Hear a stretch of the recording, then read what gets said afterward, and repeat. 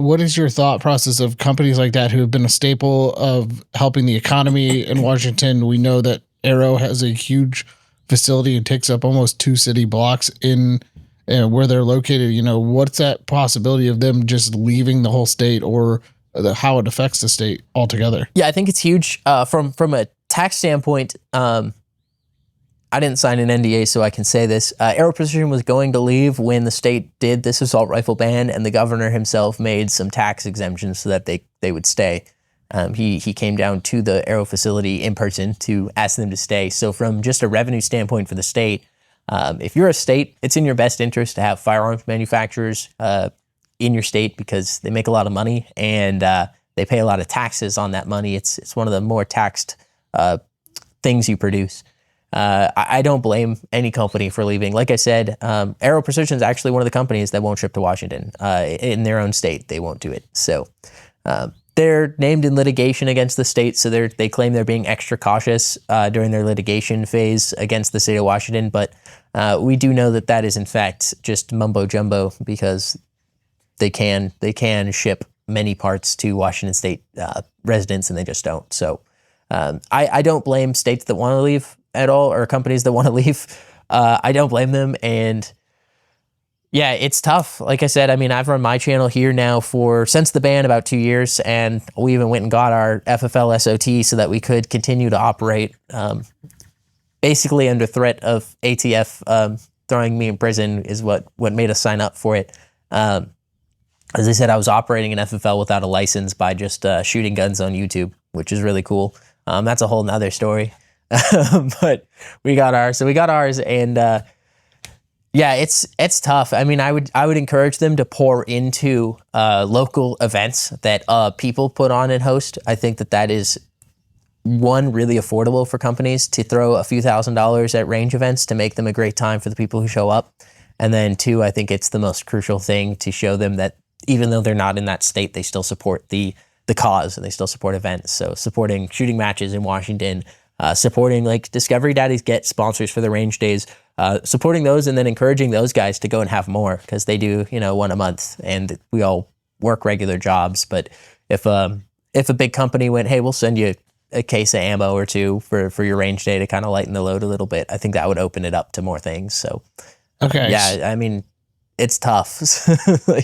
I know we have to get into our next segment. I think this is going to be spicy for the next segment. So I'm going to go to our From the Soapbox segment. This is where we get super spicy and everything like that. You just said something that I really want to dive into. The ATF came after you for having a YouTube channel? Yeah. So their exact verbiage. So this is really interesting when they decided to do this, because I was still technically employed at a gun shop. This is a fun fact about me. I'm not rich. So to make YouTube videos, I would buy a gun, I would do a review on it, and then I would end up selling it to pay for the next videos or to pay for bullets to help fund the next videos. Now, I would lose money on the sale because we all know how used firearms work. When you buy something brand new and then you go to sell it, you lose money, but I would recuperate some of the lost revenue so I could pour it into the next video content. I sold a total of 2 handguns in the span of 2 months, and I got called by, I believe his name was Michael from the ATF, and he first called the gun shop I was at, demanded my personal information, and unfortunately, the gun shop I was at just handed him my personal information, which is really cool. This is a whole separate conversation, but he called me and he said that I was operating an FFL without a license because I was selling firearms for revenue. And I said, no, I'm not selling firearms for revenue. I actually lost money on both of those sales, so I would be the worst firearms salesperson on the planet if I only lost money on sales. I was like, I'm not making a profit, I'm losing money. And then I said, I bought these, I used them for my personal use online, and then I've decided to sell them. I said that when I purchased them, I did not intend to sell them, obviously. I purchased it with the intent to keep it, but needing money is a very good motivator for someone, and so I sold it. And he said, okay, I don't believe you, basically.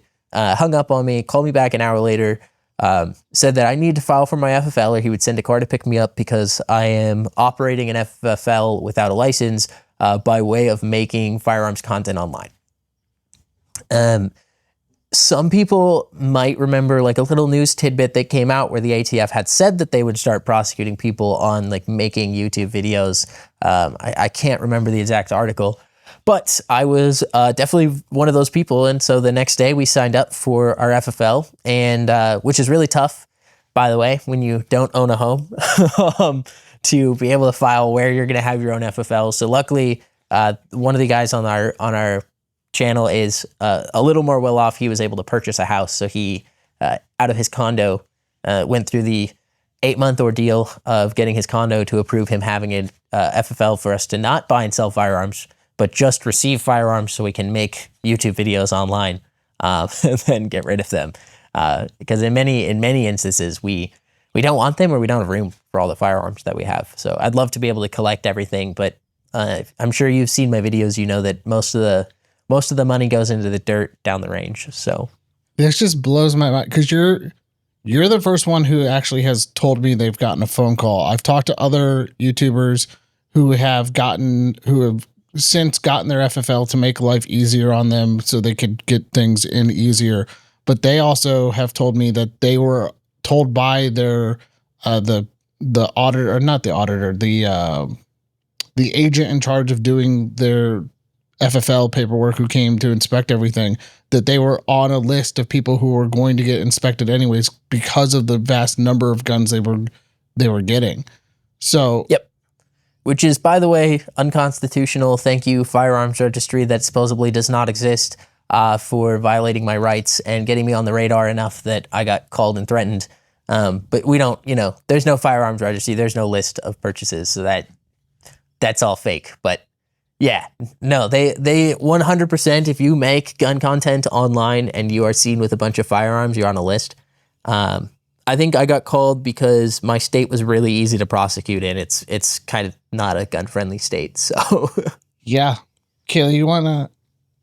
I just, for me, it's just so bonkers. It's not even a great word to describe it, but it's just like, first of all, you're absolutely right. It's unconstitutional, but it's also unconstitutional on like many different levels, because like you could even make an argument, I think, for like a First Amendment issue, because if you're not 100%. Able to make your content about what you want to make it on with the firearms, then they're also inhibiting your speech to be able to review firearms and to be able to have conversations in the public square.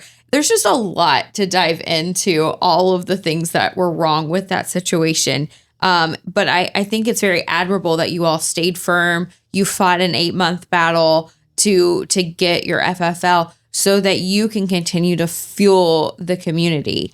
And I think that goes back to what you were talking about as far as like your why, for why you decided to start your channel, why you decided to get involved in politics and merge two worlds for you into one cohesive narrative that you're living your life by. And I think that's very admirable, and I think is so needed in this era that we're in with the political fights that are at hand.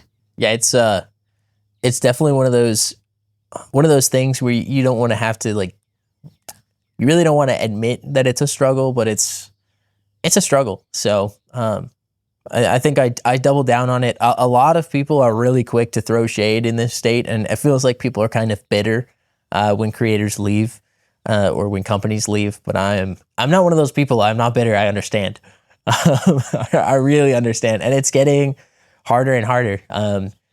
I'm not able to get new firearms that are being released. A lot of companies don't want to work with us because they don't want to deal with the hassle of Washington. So a lot of people will notice my channel specifically will get some new stuff, but most firearms companies do not have us on their, like, air quotes, influencer list that gets sent the guns. The way I have to get it is I wait until it's available on the market and then I purchase it, because they just don't see us as worth the headache is the easy way to say it, but yeah, worth the headache. So I don't blame companies that leave, but again, like I said, even if I do leave this state, which we're looking at that being a possibility with how restrictive it's gonna get, I want to make sure that I encourage companies to pour back into the state, and then I'm obviously going to make sure that we as a channel obviously I'm not super wealthy, but we'll pour into the state with whatever we can, whether it's flying out for events, hosting ranges in Washington, but going to competitions there to try to make sure that we are